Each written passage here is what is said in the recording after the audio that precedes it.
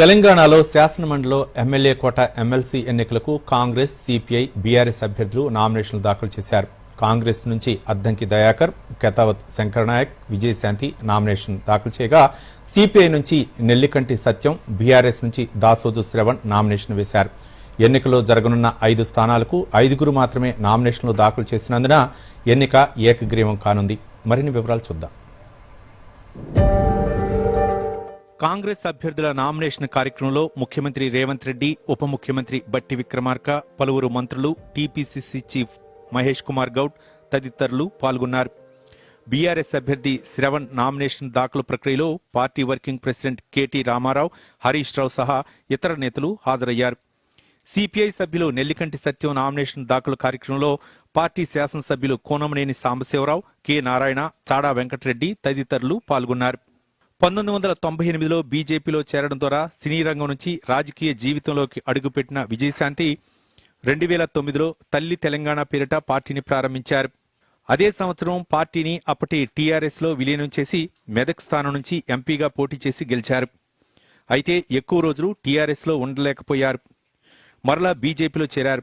2023 శాసనసభ ఎన్నికలకు ముందు ఆమె పార్టీ మారి కాంగ్రెస్ లో చేరారు.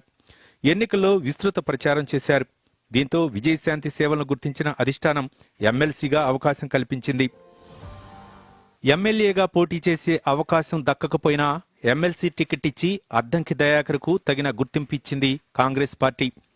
తెలంగాణ ఉద్యమకాలలో కాంగ్రెస్ పార్టీలో చేరిన అద్దంకి దయాకర్కు ఎమ్మెల్సీ టికెట్ ఇస్తామని ఇచ్చిన హామీ మేరకు అధిష్టానం అవకాశమిచ్చింది.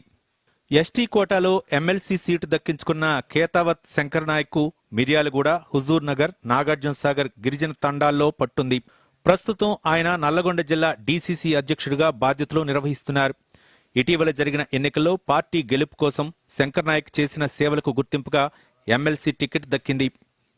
ఇక కాంగ్రెస్ కోటాలోని ఎమ్మెల్సీ స్థానం నుంచి అభ్యర్థిగా ఖరారైన నెల్లికంటి సత్యం మునుగోడు మండలం ఎల్లలగూడెం గ్రామవాసి. పొలిటికల్ సైన్స్ లో పోస్ట్ గ్రాడ్యుయేషన్ పూర్తి చేశారు. బీసీ వర్గానికి చెందిన ఆయనకు సిపిఐ ఉద్యమ నాయకుడిగా పేరుంది. 1985 నుంచి 2000 వరకు పార్టీ ఏఐవైఎఫ్ నల్లగొండ జిల్లా కార్యదర్శిగా అధ్యక్షుడిగా ఉన్నారు.